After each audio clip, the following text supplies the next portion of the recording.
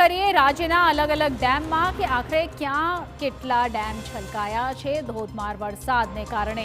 તો રાજ્યમાં કેટલા ડેમ છલકાયા છે? સમગ્ર રાજ્યમાં કુલ 44 ડેમો છલકાયા છે અને તમામ જગ્યાઓ પર ડેમ ઓવરફ્લો થવાની સ્થિતિ સર્જાઈ છે।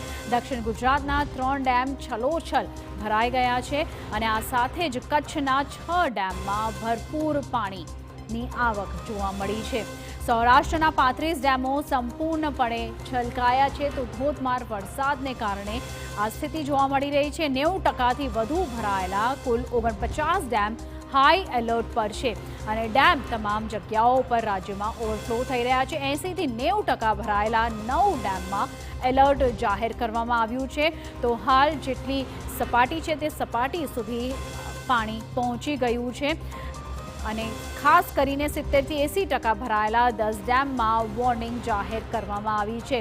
તો જે રેડ એલર્ટની સ્થિતિ હોય છે ત્યાં પહોંચી ગયું છે એવા 10 ડેમ છે જ્યાં વોર્નિંગ જાહેર કરવામાં આવી છે। રાજ્યના તમામ અલગ અલગ ડેમ છલકાયા